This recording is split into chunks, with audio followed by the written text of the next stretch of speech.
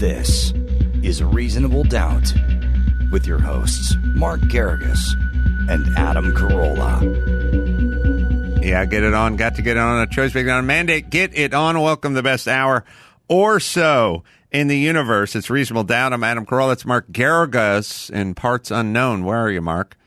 I'm in New York. Happy to see you. Delighted to see you, although I'm not going to be able to spend Thanksgiving with you, but we'll do our annual Christmas festivities, I'm sure. Please. I got to say, I'm a, as a comedian, everyone goes, what makes you laugh, Adam? And basically, I always just said farting.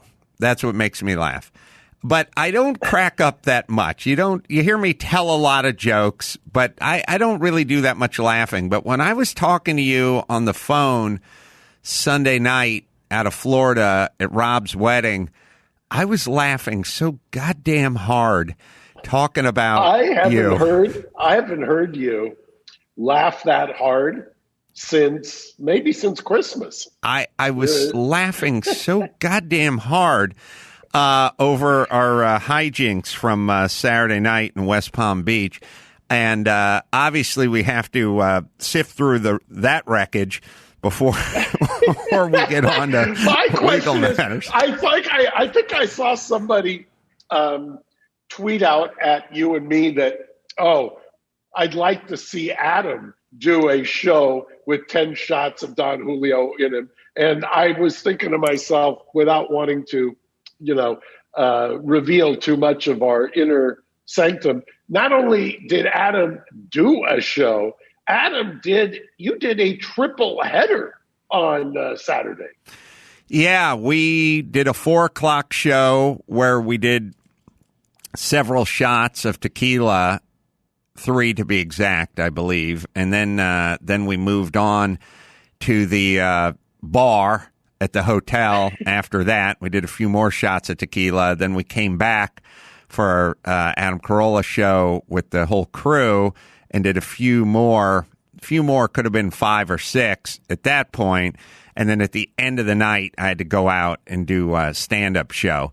Which this is what I don't understand. How in the world can you do stand-up after that? To me, that's incomprehensible.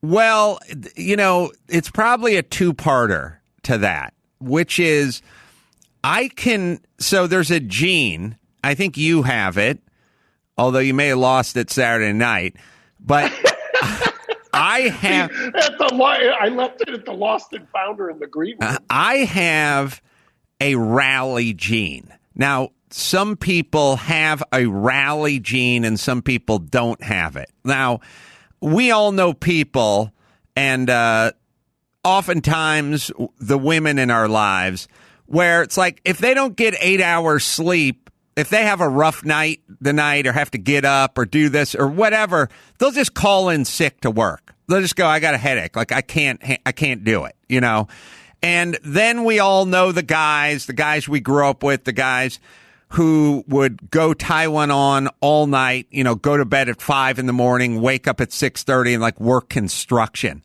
the whole day, out in the sun, So my background is construction. So I have the rally gene. When I was, 24, 25, I met a stripper.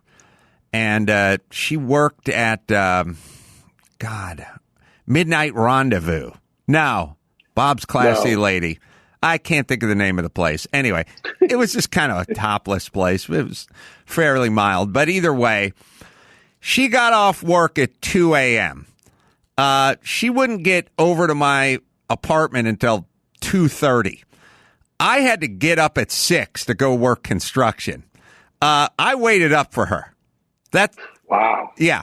So wow. You're dedicated. That's dedicated to your relationship. That's right. I was very focused back then. So you were focused on the stripper. I always had this gene where it's not really a gene. It's a kind of a constitution where I could just go, fuck it. It's time to rally. Get up after sleeping for an hour and 45 minutes, throw cold water on my face, drink a cup of coffee, and then go work construction for 9 hours. Like, I could do it. I was miserable, but I could do it. And along the way, when I got into show business, you know, it just continued on. I used to do Loveline, as you know, until midnight. Right. Drew and I would sign off 12:02. I would agree to sit in on the Howard Stern show from the beginning to the end. He started 6 a.m. New York time. That meant 3 a.m. L.A. time. That meant I would leave Westwood 1 in Culver City at 12:10. I would get home about 12:30, 12:40. I would sleep from 1 to I'd sleep from 1 to about 2:15.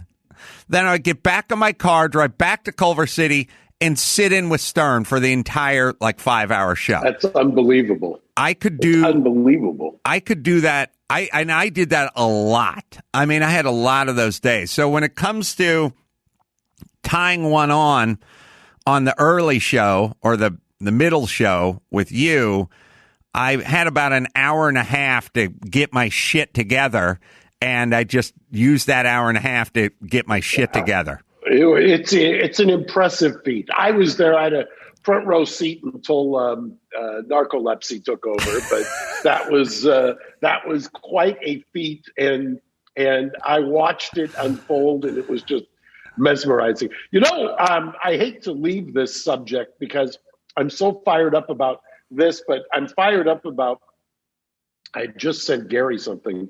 You know, as we're taping this, I'm in New York, you're in LA. LA County just voted after a rather fractious board of supervisors hearing yesterday, 3-2 to shut down restaurants again. Outdoor dining, if you can believe that. Mind you, I'm in New York, and you can not only eat outside if you want to freeze your ass off, but you can eat inside as well with the reduced thing. And one of the things that's just so frustrating to me, in fact, we had the office file a ex parte application for an injunction. I saw it on the news this morning, by the way. They mentioned your name. Well, we're going to get heard on Monday morning. So, basically, in their infinite wisdom, the Board of Supervisors wanted to wish all of the people who can least afford it a happy Thanksgiving. You're out of work for Thanksgiving weekend, which is traditionally one of the biggest days in the restaurant business. Well, everybody, first off, a lot of people take out Thanksgiving food on a Thursday, but everyone goes out to eat on Friday. That's kind of Mother's Day, Thanksgiving, New Year's Eve. I saw you. What we're going to get a transcript is mind-boggling. I mean, Catherine Barger, who I think you know, Gary. I know her. She's close to Paulette. Is one of the supervisors and was asking your favorite county health officer, who's actually not licensed as a doctor or as a scientist, Barbara Ferrer, asked her, "Would you please cite us?" I'll pick up for Mark here while his internet. To any information, any Mark. data, any control that Mark, shows. you froze up for a second. Cite any data. Go ahead. Sorry. Any data, anything that would support the idea that outdoor dining has been the cause of transmission. She basically at first said, "I'll get back to you." She had said that at a press conference. Then she cited to a CDC study. Well, we went to look at the CDC study. There's no distinction in the CDC study between indoor and outdoor. So there is no study that she's relying on that I've seen that shows that outdoor dining is more risky than indoor big box store or indoor Trader Joe's. Nothing whatsoever. But we're going to just shut restaurants down again. We're going to put people out of work because it makes us feel good. I just don't get it. 3-2 was the vote to go forward with this without any basis whatsoever in science. So when they say follow the science, I'm wondering what science that we're following. I mean, I'd like somebody to give me a controlled study. I'd like somebody to show me where this outdoor dining, which, by the way, all of the restaurateurs I know myself included, have spent tens of thousands of dollars. You can't even go to Home Depot. You can't get where you can go. You can't get a outdoor heater. They're back ordered 6 weeks because all the restaurants have ordered them so that they could comply. And then with 96 hours or less notice, the Board of Supervisors say, at the behest of this woman who has absolutely no qualifications, as far as I can tell, to Mark seized up again. be, I'm an epidemiologist. All right, Mark's line's a little choppy, but I'll fill in some of the blanks. Sorry, what's going on here? Epidemiologist. Yeah. Sorry, it's a little choppy. All right, so let me just break down the game film here. Right. We have the person in charge of setting policy for the seventh biggest economy in the world, basically, California and Los Angeles especially, or solely Los Angeles, one of the biggest economies, one of the biggest cities in the world. The person who's in charge of the policy is not a physician, not an epidemiologist, and is clearly politically, somewhere to the left of Bernie Sanders, and has some sort of fucked up, bizarre agenda. And she said as much. She's like, well, we'll open the schools after the election. And, you can't go on the beach, but if you want to go out and protest, that's a different story. Like, it clearly has a political agenda. I don't know exactly what it is. I don't know what motivates it. I can't figure it out. I mean, experience in a restaurant once? I mean, what is the... Yeah, I don't know. Maybe she was diddled in a restaurant. You're right. I just can't figure it out. I can't figure out why she's so determined to, and how she gets 3 votes on this board of supervisor, what Sheila Kuehl is thinking, what is Ridley still on there? What is he thinking? What I don't understand. Do they just figure that restaurateurs are expendable? Do they feel like it doesn't matter because the people who work at restaurants don't vote? I mean, what? I don't understand any of it. I can't give you a... Well, all right, Gary, Mark's line is pretty choppy, so I don't know if we want to reboot him and I can filibuster here. Explanation. Who can least afford... Yeah, let's go ahead and I'll kick Mark and we'll all right, I'll just talk. I'd like to get the names. Number one, and we're paying... Hold on, Mark. Paying taxes. We're going to reboot Mark. First off, I'd like to, Gary, at some point have the names of the 3 that voted to shut this thing down. Number 1. Sure, right here. It's sorry, I have it right here. Just give me a second to find it in the article. All right, you find it in the article. As I was saying, Mark, I don't know if It's Supervisors Kuehl, Ridley Thomas, and Supervisor Solis as well. Hey, could you fuck sticks, get your fucking shit together, people, and not close down an already beleaguered restaurant industry? They've done enough. And also, there's no danger in eating outdoors. Also, Mark, are you back? Can you hear me? Although Mark's now muted now. Let's see. Can you unmute Mark? I unmuted. All right, here you know what I said to Dr. Drew last night when I was speaking to him? And he went, oh, yeah, you're right. Outdoor dining is their fucking policy. That's their policy. They said you have to eat outdoors because it's safe outdoors. It's not safe indoors, but their policy. This wasn't the Restaurant Owners Association who decided to go out into the goddamn sidewalk. That's their idea. So they're now shutting down their own idea. I have to say, your tweet was very astute that I saw this morning, where you said, "How am I supposed to have Thanksgiving in my backyard if you shut down outdoor dining?" Right. That was very.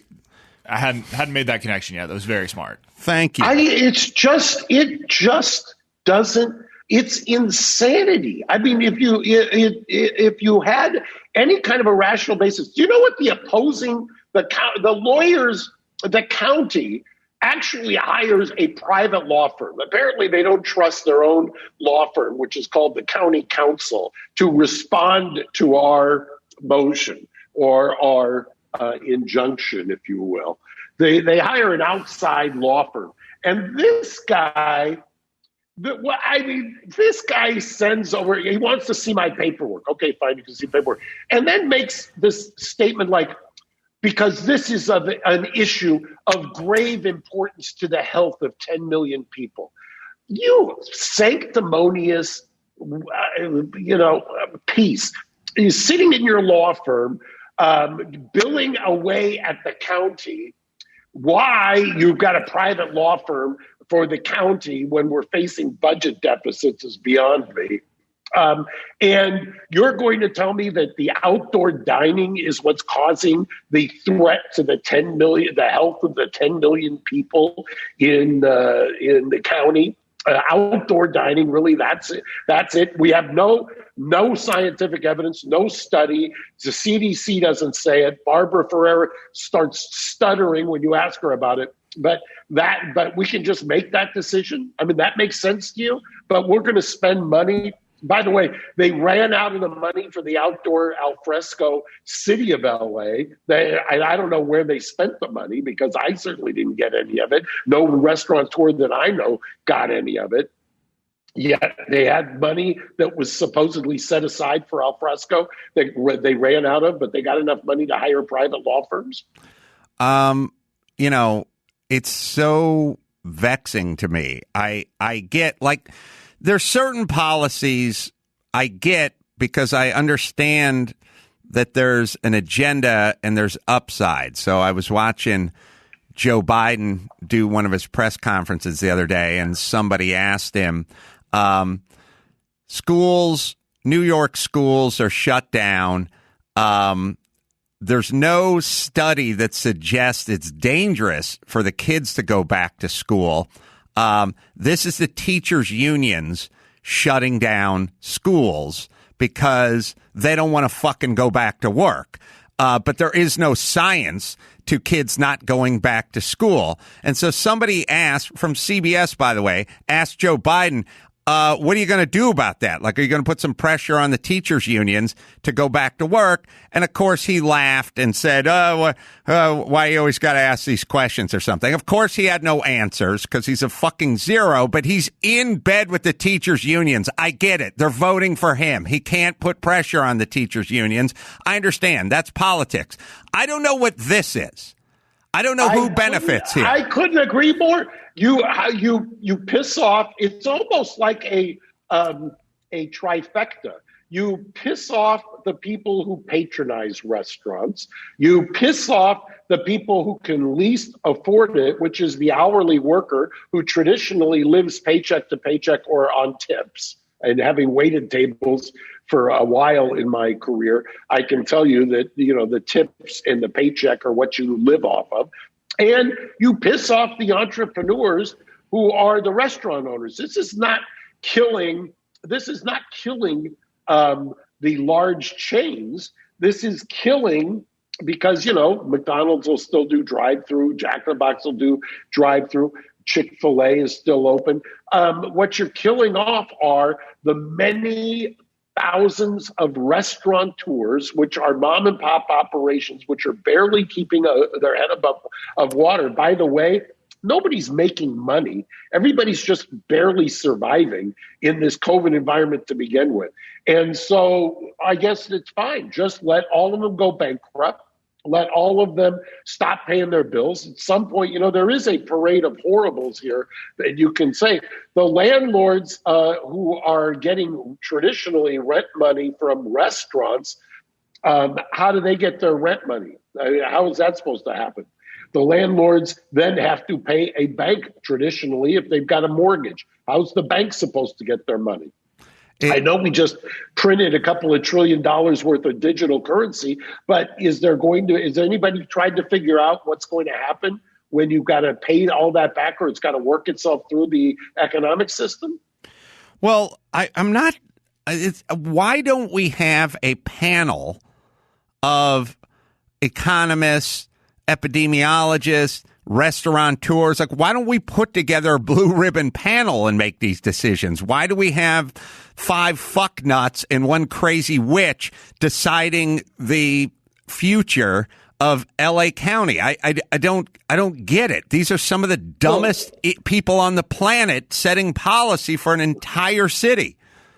It's I look to, Newsom did a standing committee on this. One of the members was Bob Iger. Bob Iger resigned, and quietly they disbanded the committee. And Iger resigned because the state was not allowing, presumably is what's been reported, was not allowing Disneyland to open, even with all of the precautions that were made, and it's outdoors. And, anybody who has neurons firing is not listened to and is ignored. And they just don't understand. They have these are people, apparently. I would like to know if Miss Solis or Miss Kuehl or if Mr. Ridley Thomas, how many businesses are constituents of theirs, and are they listening to their constituents, or are they they're apparently worried about the surging hospitalizations? And nobody's diminishing that. But at the same time, don't you want to figure out why there is surging hospitalizations? Don't you want to figure out what is the inflection point? And by the way, could it be linked to Dodger celebrations? Could it be linked to other kinds of things that nobody else wants to talk about? Or do we feel better if we just say we're shutting down outdoor dining so that we don't actually see it? And if we don't see it, then we feel better about ourselves. Yeah, it's what it is throw the virgin in the volcano. Like, the crops are all scorched, and throw the virgin in the volcano. Like, we're doing something. Something is happening. COVID. We can't control it, but we can control this. So it'll be a reaction to this, even if there's no connection from this to that. And that's what superstitious natives do. That's not what effective people do. But let's talk about your lawsuit. It seems to me, and I don't know, like we've talked about how difficult it can be to sue, the president or sue the police department. Is this that difficult? Because I don't feel like they have a shred of evidence on their side, and you guys have, I mean, a pretty good case for, a lot of financial damage. Well, apparently, while we filed ours yesterday morning, the Restaurant Association, or some group of restaurateurs, went in yesterday and were denied an injunction, which was reported in the LA Times. Been trying to get a look at the paperwork today. We're trying to get it. But since that happened, the denial of that injunction, this Board of Supervisors meeting occurred. And the testimony / statements / interviews, whatever you want to characterize it, of the county health officer, the aforementioned Barbara Fair, which now has been laid to waste in terms of there is no science, there is no epidemiology, there's no data, there's no controlled study, there's nothing, there's no contact tracing, there's nothing that they can point to that shows that this has anything to do with it. You might as well just say to decree that you're going to close the Pacific Coast Stock Exchange. And when somebody says why, you just say, because that's economic activity and we want to just shut down economic activity. You say, well, what does that have to do with the spread of coronavirus? It's economic activity. We want to close it down. Well, it goes to your point. There is no cause and effect. I'm hopeful that on Monday, when we get our hearing, that a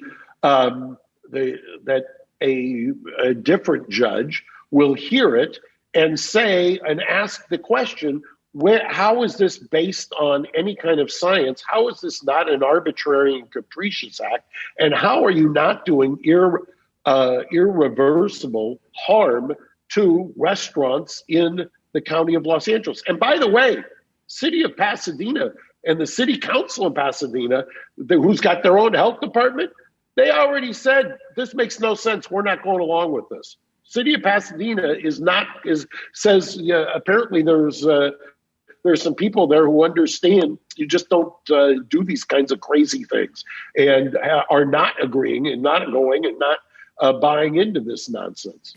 Well, whether it's the city of Pasadena or Florida, no matter how hard CNN tries to spin Florida, the states, the cities, the municipalities that don't go along with all the bullshit end up faring just fine or the same.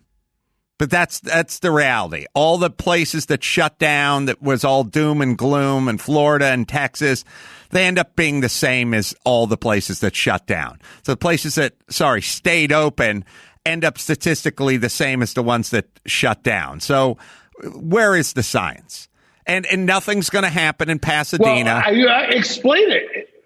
Right. I mean, is Pasadena now is going to bleed over to us and La Cañada? I mean, what is La Cañada?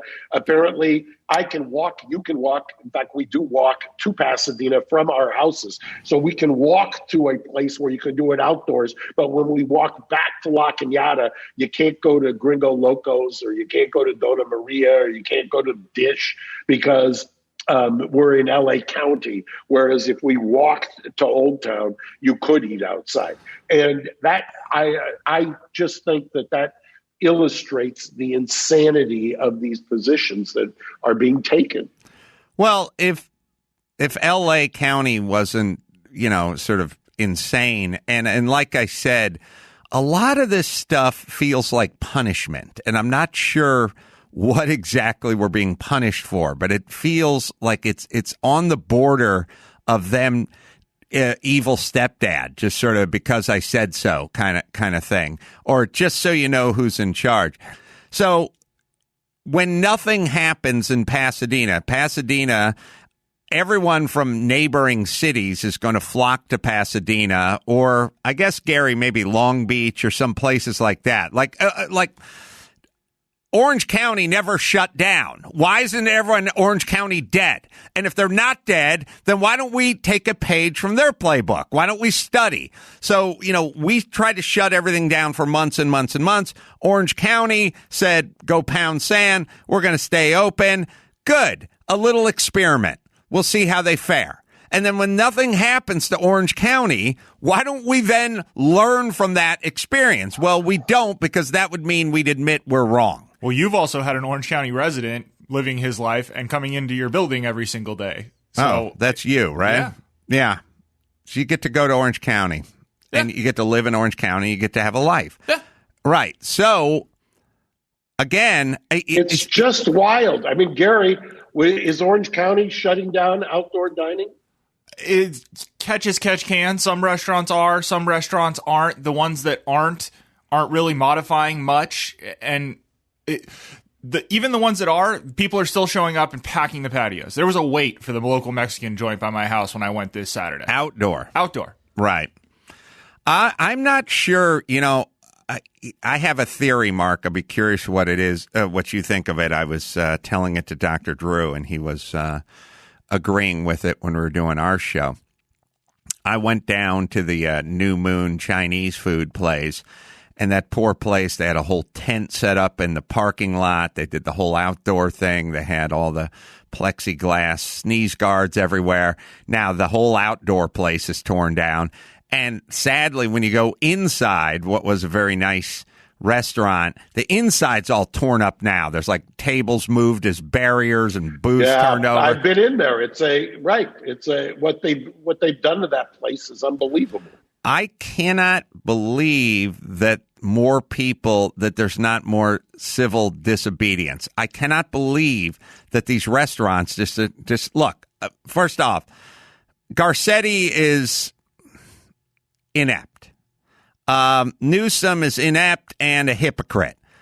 Barbara Ferrer seems clinically insane. why are we listening? Why are we listening? What? Just stay open. What are they going to do? How would they going to call the National Guard? They'll summarily revoke the ABC licenses.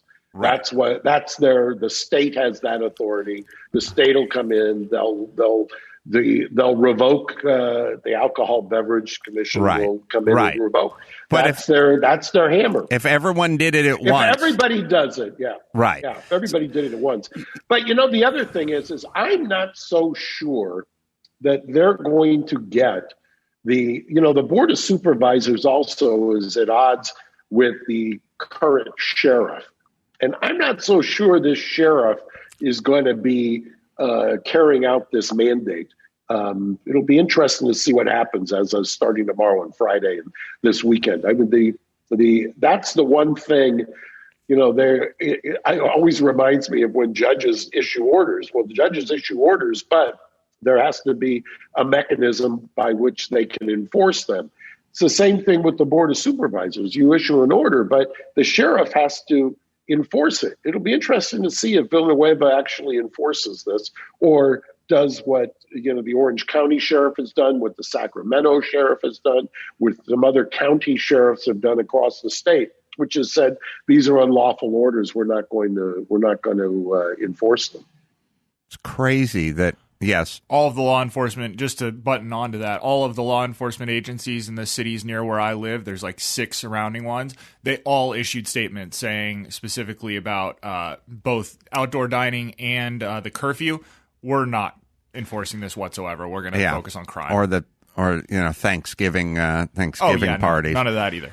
Yeah, it's look, if you in fact are the governor or the mayor and your own sheriff or police captains or whoever it is telling you they won't go along with your decrees and your fiats, maybe it's time to look in the fucking mirror.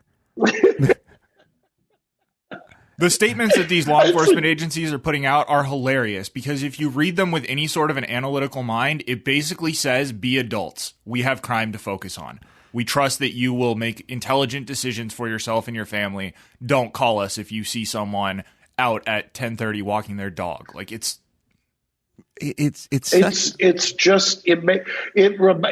harkens back once again. I mean, the curfew is a perfect example of it. The curfew is nothing more than the horse trail gone wild. Right. It's like at 10:01. That somehow there's Rona rage after 10 o'clock, and it just rages out of control between the hours of 10 and 5. What is it that you're trying to police? What is it that you're trying to do that makes any sense? How is it not just some veiled, watered down martial law proclamation? I mean, it's such idiocy. And I'll keep saying it. It's going to be up to the judges and the judiciary at some point. Somebody's got to say the emperor's wearing no clothes in terms of these things that are happening, and that's where it's going to end up happening or not happening. The other kind of hot story in California is the 150 billion or million. How many for all this EDD stuff? I think it was million. All right. The millions, tens of millions of dollars for, unemployment that was filed by prisoners. One, your own Scott Peterson, or in Scott Peterson's name.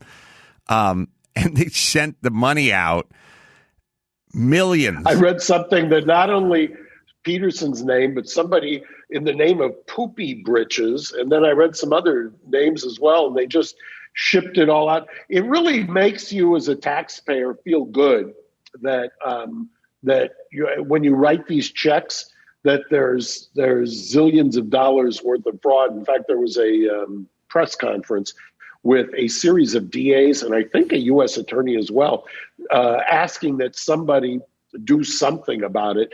And apparently the prosecutors had labeled it one of the worst cases of fraud they'd ever seen. But it looked like what I thought they were saying is that they didn't have an enforcement mechanism and they were asking the governor to do something, to which the governor, this is my favorite, He says, I'm going to form a standing committee. Oh, great. That'll solve it. We'll form a committee to explore the EDD situation, which, by the way, there are people who desperately need EDD. Ironically enough, all the people that you just put out of business by your county supervisor fiat 3-2 who do need EDD. And at the same time, you're shipping millions into prisons and other things. You would think, I mean, the EDD story is such a tale of absolute criminal negligence on a statewide level. You don't even know where to begin. I mean, every layer of that onion. The EDD is the Employment Development Department. It's scandal upon scandal upon scandal. I mean, they can't get out of their own way. They can't do anything. It appears right. It's unbelievable the amount of money and just malfeasance that's there. Well, look, for me, it's a super simple equation. They're spending someone else's money. It's not their money. It's our money. And when you factor that in, I don't care if it's a rich housewife or EDD, they do not look after the nickels and the dimes. And this is what, Gary, do you have that story? Yeah, no, it's I just want to clean this up a little. It's 140 million plus, a little over, that they are for sure have already paid, but they expect it could escalate into the $1 billion range. And I thought this was kind of fun that on top of the 140 million paid to just general employees, they paid over 420,000 to death row inmates.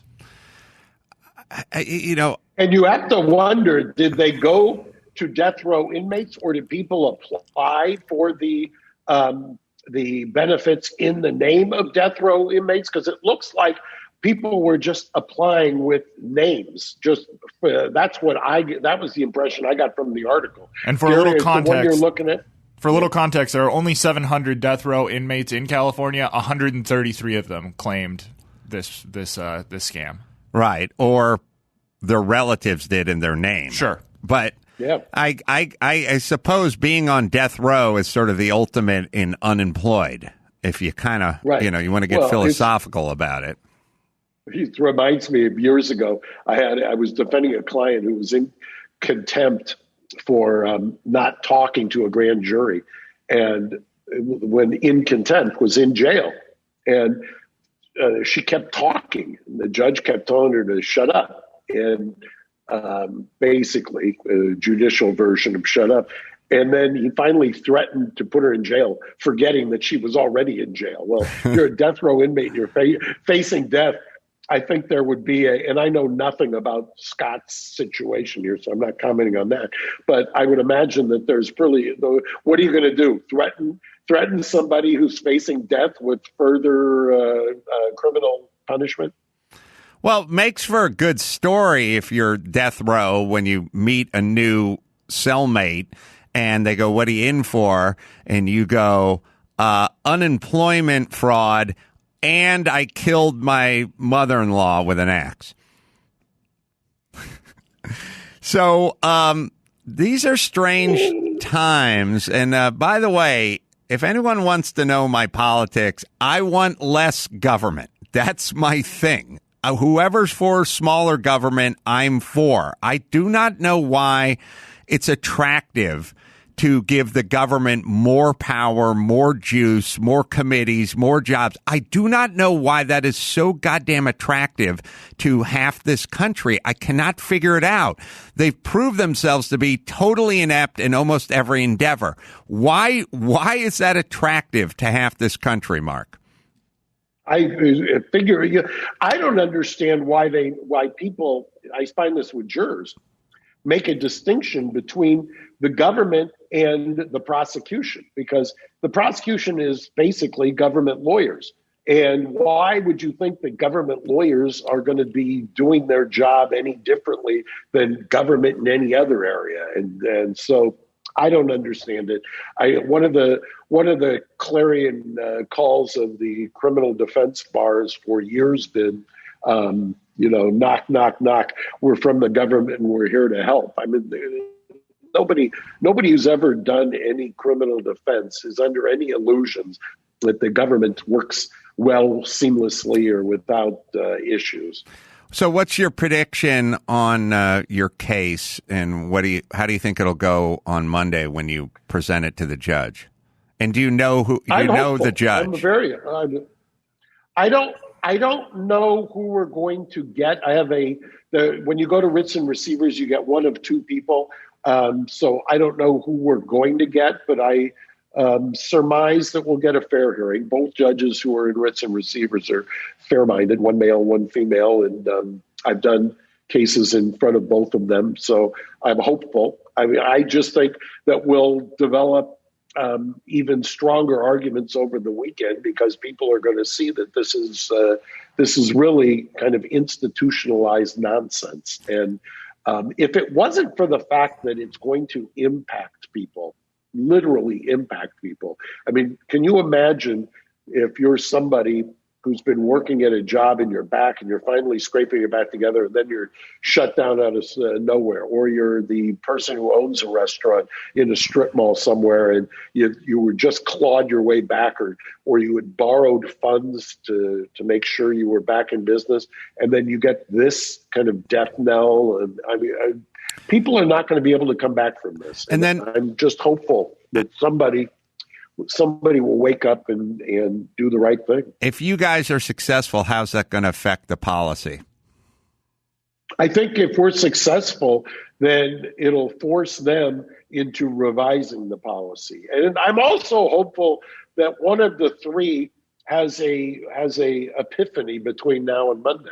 I mean, I think that's a distinct possibility. It's certainly happened before. I know in some of the other COVID-related lawsuits that shortly after we filed a lawsuit, there's been kind of a relenting of the guidance that's given. So I'm hopeful that somebody will come to their senses. There's enough public outcry that could be the case as well. I mean, they're at a certain point, you hope, what's the old expression, cooler heads will prevail. Well, a hopeful note to go out on. You can see me December 12th. Burbank Flappers are going to do a drive-in. Hope I can do a stand-up drive-in show out there. Pickwick Bowling Alley over there in Burbank, which is kind of a cool place. And then January 15th and 16th, Naples, Florida, Off the Hook Comedy Club. Go to adamcarolla.com for all the live shows. What do you got, Mark?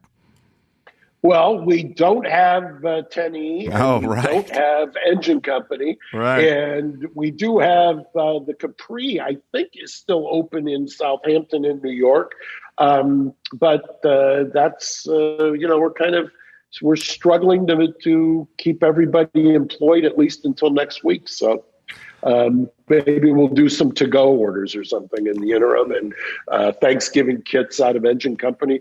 Come help some of these people who've been working for us for years stay employed. All right. Godspeed, my friend. And until next time, this is Adam Carolla for Mark Garrigus saying mahalo. Thanks for listening to Reasonable Doubt. Tune in next Saturday for an all-new episode.